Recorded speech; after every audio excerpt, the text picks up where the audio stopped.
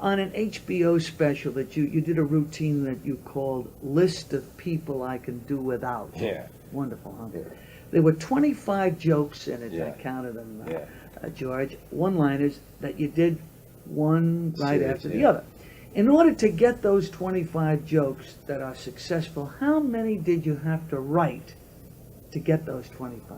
I had about 40 of them, or 50 of them, that I toyed around with. This is one of the few pieces that you have to write and memorize and do. It's not one you can say, well, here's some good ideas, and I'll work on them out there on stage. So this was one that got written out, and there were maybe 40 or 50 of them, and there were maybe 29 or 30 that made it to the stage and that got pared down to around 25. And even the ones that stayed got better and better, because I would find a better adjective. Like one of the ones that I originally was doing, it wound up being anyone who pays for vaginal jelly with an Exxon credit card. Well, originally, and that has such balance, and it's just got a nice rhythm to it. Anyone who pays for vaginal jelly with an Exxon credit card. And it makes you think about oil versus, vaginas, which is a strange sort of a juxtaposition. Originally, that one was just anyone who buys contraceptives with a credit card. And I can't believe that I had the courage just to say it that way at one point. But at one point, it was that dull. Generally speaking, is there a usual percentage of jokes that you have to write in order to get the final few that do work? Well, not so as I could put my finger on that, because I have a varied palette. There are a lot of different kind of things I do, Larry. One of them is what I call lists, like that one. I love to get into, sometimes sheer volume, I think, is another element in comedy, when you just continue so far. I had a thing at the end of one show which was called Things to Watch Out For. And the first 10 or so of them don't mean much, but they become waves. When you get to the 20th one, there's a wave of laughter. When you get to the 40th one, there's another, and it keeps going. So I have lists, I have language analysis, I have stuff about, observational stuff about your shoes and your car and driving and stuff. And some of them are so different from each other that I couldn't answer that question too well. I'd say about 1.5. I'd say about half again as much as you need, and it comes down. Well, that's a fantastic average. You know that a lot of comedy writers would give their left arm to be able to create that well. Great. The usual average, I must tell you, is about 3 out of 5 that work. How did you decide to place them in the sequence that you did? Well, this sounds immodest, or could. There's just a natural feeling for that. There's just something that, there's some of this that you don't have to do consciously. I believe the subconscious, I know this is pretty much a theory that's held in respectable circles, that the subconscious does a lot of the work for us. And all we really do occasionally is to skim off the stuff that rises to the top. Say, oh, this will be nice. Look here, the potatoes floated up this time. We'll have some potatoes today. Here's some corn. Wonderful. And meanwhile, the thing is cooking down there, cooking away all the time. And you're constantly feeding it with impressions. I do keep those files.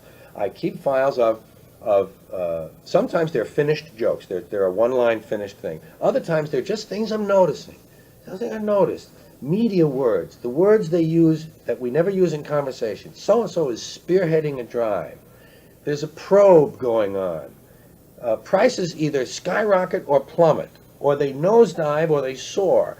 And as I notice patterns, I'm copying them down all the time. Now, besides putting them in that file, they're in here, too. So that two things happen. And then when I look back in there to get things out for a specific assignment, like I want to do, I'm forced to read the other things over, and they go through again. And they're changed a little. Another molecule is added, and they become. And then suddenly you'll see the connection between two totally unrelated things in different folders. And something bigger happens. So I'm a skimmer and a noticer, and I make the notes. I don't press. I very rarely sit down there and say, It's more like, So you could have originally taken those 30, 40, 50 at the time and gone out on stage and did them and found that some were absolutely getting nothing, and you pulled them, tossed them, and slowly but surely what you're saying is that it all fell into place. That's right. Yeah, it's more of a field experiment rather than a laboratory experiment. On that particular special, you also did a hunk on politics. We're talking about the one, that particular HBO special. Yeah. And that seems to be a subject you have a lot of fun with. I'm back into it much stronger than ever now. Really? This current show I'm doing, I have about 35 minutes, and some of it's highly confrontational. Is there a reason for that? Well, I've tried to look at it because it was gone for so long. From about 1975 through about I don't know, let's just say 5 or 6 or 7 years. Mm-hmm. I had this emphasis more on the mundane. It was as if I needed time. I was sort of getting well. The family was getting well. Brenda and I were both recovering from substance abuses of various kinds, and I had a heart attack in '82, and I had things that. It was like a breathing in period. I always say everything can't be constantly on an upswing.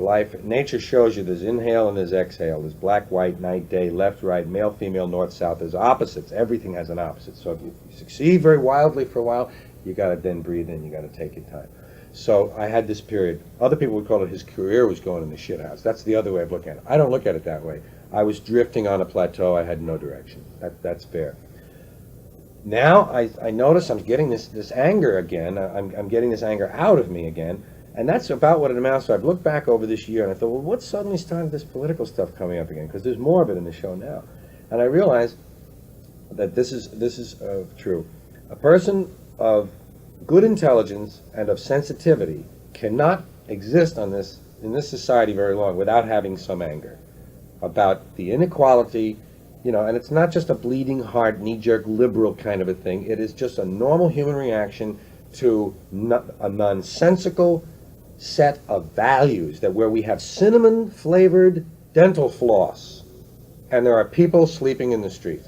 So that anger, fuels the comic who looks for contrasts and looks for ironies, and then those things just become product. You also love to use the English language as joke material, colloquialisms, cliches, idioms, slang expressions. Does a comedian have to have a love of language or an especially large vocabulary in order to perform his craft? No, the nice thing about comedy is that there are so many different ways to achieve the goal of laughter. Laughter is a very unusual reflex, as you've probably looked into this on your own, and you know that laughter is one of the few reflexes that can be evoked both physically and mentally.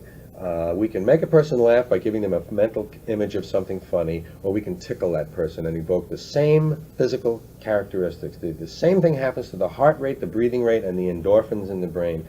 It's a healing art, comedy. It has power to transform people, even in the short term and in the long term. I believe that. And scientists are looking into it more. It was always considered too frivolous to look into. But because it has this mystic nature about it, so to speak, it's interesting that there are so many ways to achieve it. There are the people, like the guys who came out of those nightclubs in the 40s, the tumblers from the mountains, guys that could just stand up there and there was very little intellectual content in any of that. It was a limited kind of a vocabulary, but it was mother-in-law funny. jokes or stuff, whatever. But funny as hell because the perspective was there, and the surprise. Comedy always leads you down one direction and then grabs you and pulls you in the other direction. So how you achieve that? Oh, a million different ways. Carol Burnett probably doesn't write, I don't know this for a fact, but probably doesn't write a lot of comedy material over the years, gets up there and takes these sketches, adds her body to it and her sensibilities, and all these wonderful things happen. Mort Saul, very little movement on the stage, no different voices, no different faces, no bodily stuff, just the intellect at work, pointing out ironies. Now I combine a lot of things. I'm very fortunate, and I consider myself lucky that I can use my body in my work, I can use my voice, I get to write these ideas, I can look for delicate things that are a little like lace, and then I can look for something like a couple of ash cans to throw at a wall, because that gets my effect too. So the vocabulary is not a necessity, obviously. Not a necessity. No. It helps, or it has been a mainstay for George Carlin. It helps when you're doing delicate things. When you're doing something that has a fragile framework to it, it helps to be able to get very nice and precise with your language, because then again you're leading them somewhere, and then boom, you pull the rug out. Do you count the number of times that you try out a new joke before it makes the cut? No. There's no math involved at all. It's all instinct. Do you try out new material every time you perform? I run into periods when I give myself more, when I'm less hard on myself. I'll float. Sometimes I'll float for 3 or 4 months and not press. Just let things evolve, because they're always changing a little. Sometimes, see, people say, well, do you improvise a lot? I say, no, it's all set stuff. The newer it is, the more improvisation is in it. But as I get to things I like, they stay, and I write them down. I listen to shows. I tape every show. I don't listen to every show. But if there's something in it that I want to listen to, I'll make a note the night of the show, something in names, and I'll listen to that the next day. I'll find a whole new joke, or an improvement on an old joke, and it's a slow process of just fix a little here, fix a little there, fix a little here, fix a little there. Over a 6-month period, the piece sounds 50% different. And it's tighter, it's more muscular, it's more economical. Everything about it is working better because little by little things have happened on given nights. Doesn't that luxury really come from security or confidence, Sure. Success? Yes. It's not the kind of thing that you can do when you're starting out and frustrated or scared to death Yeah. about making it for that particular show or for an agent out front. It takes a few years to be able to get to that point. Absolutely. It takes, not only does it take the growth of your career and your success level to improve, but it also takes a certain amount of personal growth and change over years. I think there are a lot of guys who, I don't know about today now, but over the years of my memory, there have been guys who have been at the top but are just loaded with insecurities and still really don't feel they got it nailed down at all, and they're just going, and they have a lot of writers and this and that, and they're just going from joke to joke, and whereas I feel really in the last 10 years I've done a lot of work on myself that has made me just a much better instrument, and now my stuff is better, and then the external world likes me better, and I'm more secure. Those things all put together make me extremely confident.